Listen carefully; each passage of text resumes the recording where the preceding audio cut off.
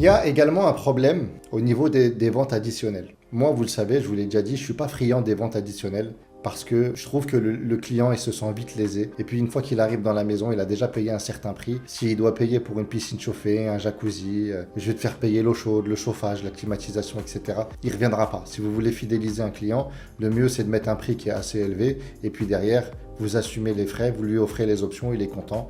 Et je pense que c'est beaucoup plus facile de fidéliser une clientèle de cette manière que à chaque fois qu'il vous demande un service, vous lui dites ah oui, mais ça c'est 30 euros, ah une serviette ça c'est 15 euros, oui. Maintenant il y a quelque chose avec l'agence qu'on s'était mis d'accord au départ, c'est eux qui me l'ont proposé. Si tu veux, Eddy, nous on vend des repas. On propose des repas et on te donne la moitié des repas qu'on a vendus. La moitié des repas qu'on a vendus, on te les donne en plus en vente additionnelle. Ouais, c'est cool, c'est sympa. Sauf que quand j'ai fait le calcul, sur l'année, on est entre 30 et 40 repas. C'est très peu, sachant que lorsque j'ai récupéré mon bien, je n'ai pas mis en avant ce service-là, parce que ce n'est pas quelque chose qui m'intéresse. Je préfère le mettre à disposition de la cuisinière et de la femme de ménage. Je ne le mets pas en avant et j'arrive à faire entre 10 et 15 repas par mois. Ce qui représente, allez au bas mot, entre 150 et 180 repas. Et c'est pas quelque chose que je vends. Donc, vous, quand je vous pose la question et que je vous dis, je comprends pas les gars, ce mois-ci, j'ai 2 repas. Des mois, j'ai 0 repas. Aujourd'hui, je ne le crois plus. Aujourd'hui, clairement, les repas ont été volés, ont été dissimulés.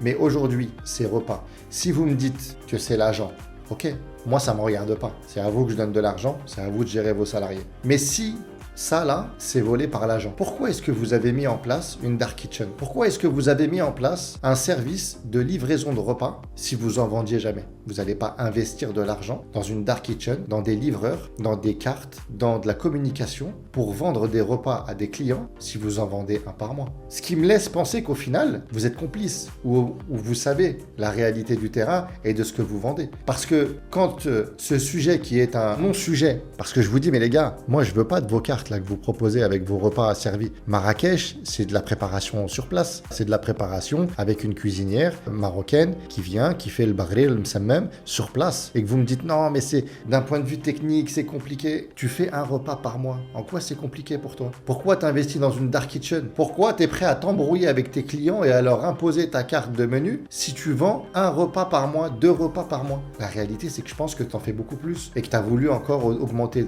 tes profits. Et encore une fois, je ne fais pas ça dans le but d'incriminer l'ensemble des conciergeries de Marrakech. Il y a des gens qui sont professionnels. Mais celle avec laquelle j'ai eu affaire, et je dirai pas son nom, ouais, voilà les gars.